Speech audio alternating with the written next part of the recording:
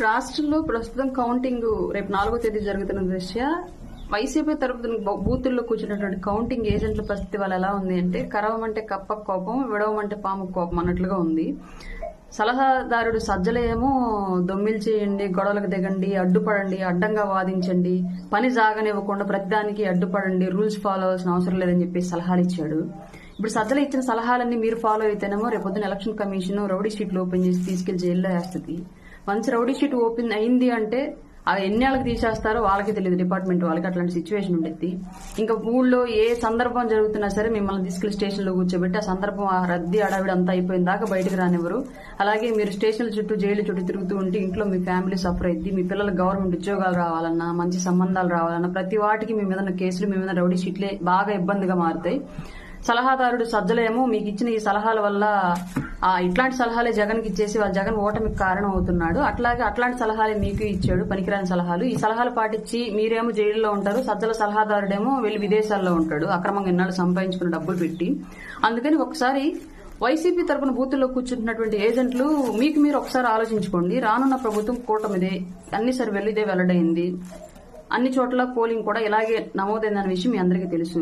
నిజంగానే గనక వైసీపీకి ఓటు పోలయ్యి ఉంటే సజ్జల సలహాదారుడు మీకు అట్లాంటి సలహాలు ఇచ్చేవాడు కాదు. పని సాగనివ్వద్దు, కౌంటింగ్ జరగనివ్వద్దు, ప్రతిదానికి అడ్డంగా పోండి, గొడవలు చేయండి అని చెప్పేసి. ఎందుకంటే మీకే ఓట్లు ఎక్కువ ఉంటాయి కాబట్టి, ఆ గొడవలు చేస్తే మీకు ఇబ్బంది కాబట్టి. మీకు పడలేదు కాబట్టి కూటమికి ఓటింగ్ ఎక్కువ పోలేదన్న విషయం సలహాదారుడు సజ్జలకు తెలుసు కాబట్టి మీకు ఇట్లాంటి సలహాలు ఇచ్చాడు. రానున్న ప్రభుత్వం కూటమిది. 5 ఏళ్ల పాటు మీ నాయకులే అతిగతి ఉండరు, అంతుండరు, కనిపించరు. అసలు ఎక్కడుంటారో వాళ్ళకే తెలియదు.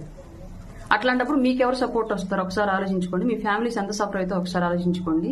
ఎలక్షన్ కమిషన్ నియమాల ప్రకారం దయచేసి కౌంటింగ్ కి సపోర్ట్ చేసి మీకు మీరు సేఫ్ గా సెక్యూర్ గా ఉండండి స్టేట్ లో రానున్న 5 ఏళ్లు.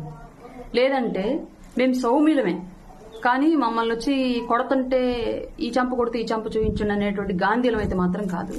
ఈ విషయం ప్రతి ఒక్కరు గమనించుకోవాలి. కౌంటింగ్ ఏజెంట్లు మా పార్టీ నుంచి మా పార్టీ పెద్దలు, అలాగే టీడీపీ వైపు నుంచి టీడీపీ పెద్దలు, బీజేపీ నుంచి బీజేపీ పెద్దలు కూడా క్లియర్ గా కౌంటింగ్ ఏజెంట్లకు క్లియర్ ఇన్స్ట్రక్షన్స్ ఇచ్చారు. ఎలక్షన్ కమిషన్ రూల్స్ ఫాలో అవ్వండి, చట్టాన్ని అతిక్రమణకు వెళ్లొద్దు, ఏదన్నా తప్పు జరుగుతుంటే సంబంధిత అధికారులకు తెలియచేయండి క్లియర్ గా చెప్పారు. బట్ మీ పార్టీ అధిష్టానం మీకు అట్లా ఇవ్వకుండా గొడవలు చేయండి, దాడులు చేయండి. ఆడిది ఏం పోయింది, పోయి ఆడ కూర్చుంటాడు. మీ పరిస్థితి ఏంటి? ఇంకా ఒకసారి ఆలోచించుకోండి. అలాగే పవన్ కళ్యాణ్ గారిని కూడా మీరు అంత తక్కువ అంచనా వేయొద్దు. ఒకప్పుడు చెగువేరాకి ప్రతిరూపం, ఇప్పుడు చాణక్యుడికి మరో రూపం పవన్ కళ్యాణ్ గారు.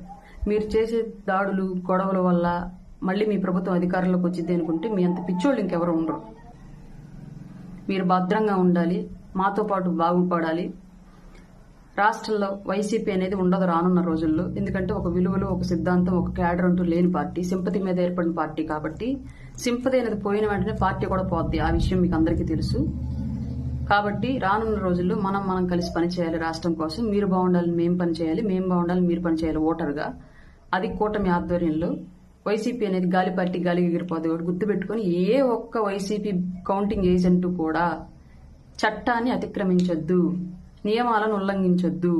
ఎలక్షన్ కమిషన్ కు సపోర్ట్ చేయండి, మీ కుటుంబానికి మీరు సపోర్ట్ చేసుకోండి. అంతే. కూటమి వచ్చినా మీకు ఎలాంటి ఇబ్బంది జరగదు. మీరు సభ్యంగా ఉన్నన్ని రోజులు మీకు ఎలాంటి ఇబ్బంది జరగదు. కూటమి మిమ్మల్ని కూడా మాతో పాటుగా హక్కులు చేర్చుకుని మీ అభివృద్ధికి కూడా కృషి చేస్తుంది. ఆ విషయం గుర్తుపెట్టుకోండి. కక్ష సాధింపు చర్యలకు పాల్పడడానికి ఇది వైసీపీ గవర్నమెంట్ కాదు. ఫ్యాక్షన్ నేపథ్యం ఉన్నటువంటి వ్యక్తులు మా పార్టీలో నాయకులుగా లేరు. ప్రజాస్వామ్యాన్ని గౌరవించే వాళ్ళు, రాజ్యాంగాన్ని పాటించే వాళ్ళు ఉన్నారు కాబట్టి మా పార్టీలో నాయకులుగా మీకు ఎలాంటి ఇబ్బంది జరగదు. మీ భద్రతకి మాది బాధ్యత. కానీ మీరు చేయాల్సిందల్లా చట్టాన్ని యాజ్ ఇట్ ఈజ్ గా ఫాలో అవడం, నిబంధనలను యాజ్ ఇట్ ఈజ్ గా ఫాలో అవడం, కౌంటింగ్ ప్రక్రియ సజావుగా సాగేలాగా సపోర్ట్ చేయడం.